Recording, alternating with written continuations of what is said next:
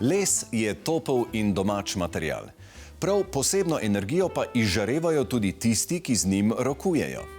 V naslednjem prispevku bomo spoznali zgodbo moža, ki v osrčju Gorenjske izdeluje prekrasne lesene izdelke. Ob upokojitvi se je namreč odločil, da opusti rejo živali in se raje posveti ustvarjanju z lesom. Pa ne katerim koli. Večina prav posebnih lesenih kosov namreč prihaja kar iz okoliških gozdov ali pa so zaradi svojih nepravilnosti skoraj bili že obsojeni na kurjavo.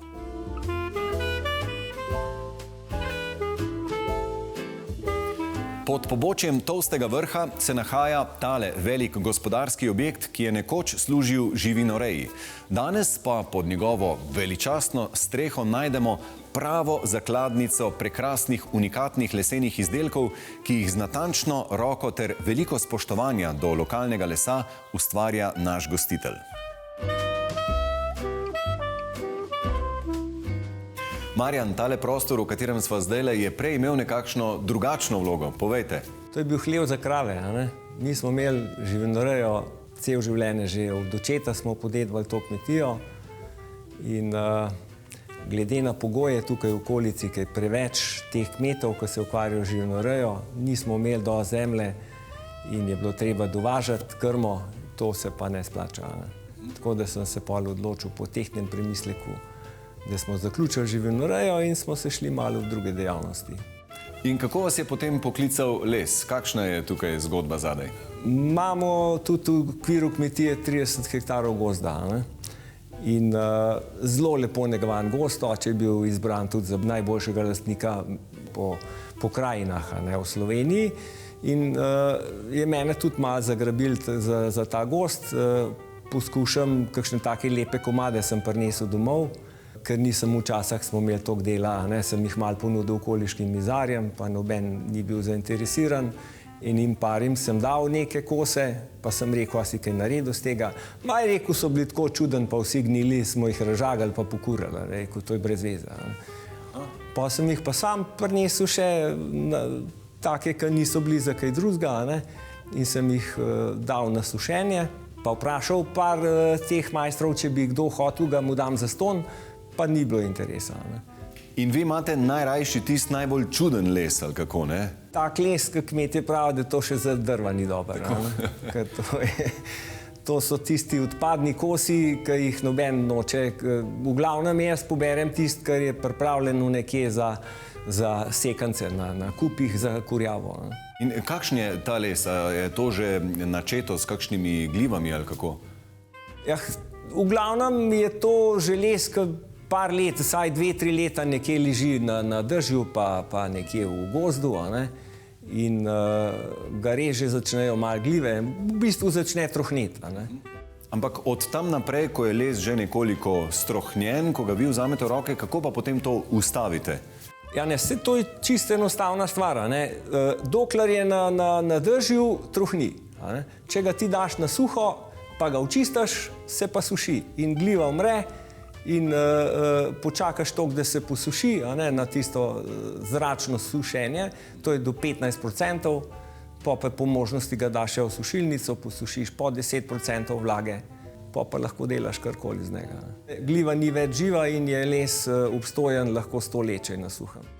Vi pa dobite najbolj nenavadne, amorfne oblike, ki vas verjetno najbolj zanimajo, ne? Meni tisti ravni mizarski kosi jih ne rabim. Jaz imam same take posebne kose. Ampak moraš dobiti nek navdih, večkrat traja, ga primeš v roko, pa probaš nekaj narediti, pa ga hočeš že v drva podelati, pa ga postaviš pol takole gor na vrh, mogoče čez pol leta pa pride ideja, pa se da kaj iz njega narediti. Pri toliko kosih, kolikor jih najdemo pri vas, me zanima, kje vi te kose najdete, oziroma kako ti kosi najdejo vas. A vi hodite po gozdu pa rečete, hlod, nek požagan, dajmo tole odnesti, ker res je ogromno materijala. Mene ena prijateljica me je vprašala, kako jaz te kose najdem. Pa sem rekel, da ne najdem jaz, ampak oni mene najdejo. Recimo en primer, nekdo je kupil neke hlode, ki so jih žagali v Bohinju v parku in so hoteli neka drva narediti, pa niso imeli časa in je to tamle dol v enem gozdu ostalo 2-3 leta. Pa sem šel slučajno mimo in sem videl, da bi bilo mogoče to uporabno, pa sem se zmenil z njimi, da jim dam jaz sveža drva, če mi dajo ta strohneta. Ne. Pa smo bili vsi zadovoljni. Ja. Med kosi v njegovi delavnici tako najdemo tudi velikanske bule, ki so se zarasle na smreki, sam pa jih je posušil in razrezal v uporabne kolute. Ne manjka niti lesa bukve, ki mu z novo funkcijo spet vdahne življenje. Prav zato je njegov razstavni prostor, ki ga je uredil na podstrešju gospodarskega poslopja, prava zakladnica izdelkov, pa tudi zgodb. Sam imate pa res en lep, ogromen razstavni prostor.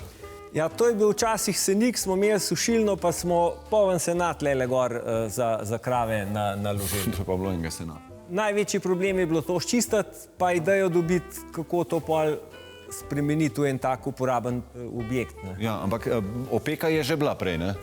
Mi smo probali čim več ohraniti. Opeka je bila in ta lesena konstrukcija, zamenjali smo samo streho, da smo dali zračni kanal, ne, pa strani smo mogli zapreti, da nam ni prašilo, pa da je malo izolacije. Ne.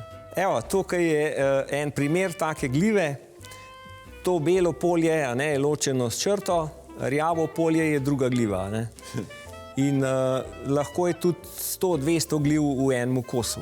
Ampak Marjan, vi za vsak kos dejansko veste, kakšna je njegova zgodba, kje ste ga dobili? Ja, v glavnem vem za vsega. Ne. Ta je iz Besnice.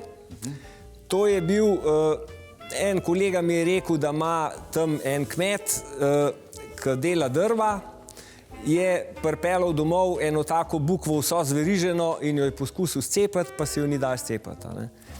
In jo je tam porinil noter za drvarnico v ene koprive.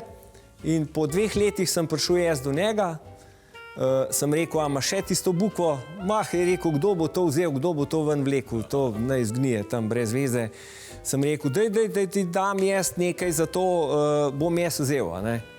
In nisem niti vedel, da je to tako zanimiva stvar, ker sem jo pa enkrat razžagal, se je pa pokazala zanimiva struktura. Ne? Take podobne ne dobiš. To so noter vmes vraščene kože, pa ponekod korenine, zelo posebna. Ne? Sam vidim, da ste mojster tudi za razna svetila. Ja, to pa razna votla drevesa, jabolka, hruške, tudi bezek, bukve. In kaj mora biti to že gnilo noter? Kaj veš, kakšne težave je imel. Ta je bil v eni živi meji, not uraščen, sem cel dopoldne tiste žice ven trgal. In kakšna je zgodba tega ogledala?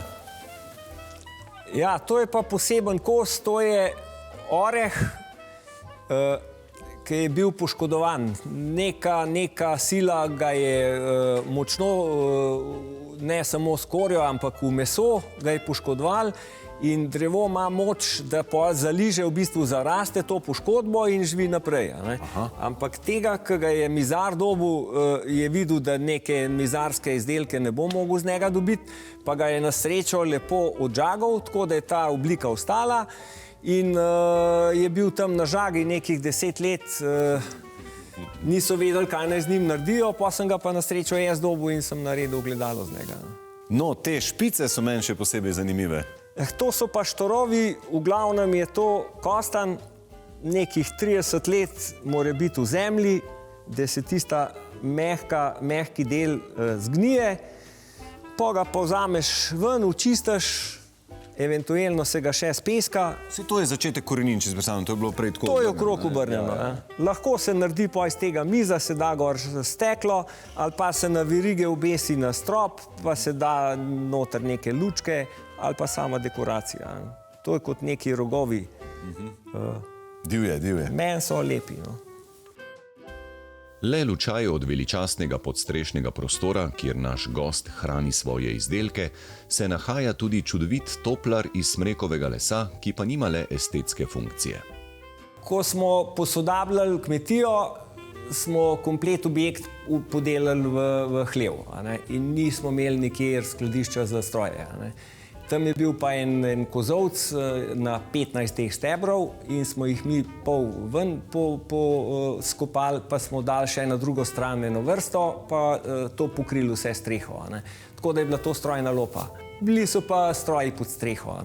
Pa, ko smo pa nehali s kmetijo, je bila pa v bistvu sama lopa prevelika za tiste stroje, kar jih je nam ostalo, nismo imeli več živinoreje, imamo samo še gosta. In sem jaz dobil tega majstra, ki vem, da je že te stvari več naredil, takih podobnih. In sem ga poklical, če bi naredili en gorenjski toplar, ker večina jih pustijo, da propadejo, pa zgnijejo, mi jo pa enega na nov naredili. In od začetka je bil malo skeptičen, je rekel, ja, z tega pa ne vem, če v kaj ratalo, ampak ajde se bova zmenila. In ko smo začeli, se je pa začel odpirati, zdaj mu je pa en bolj zanimivih v končni fazi.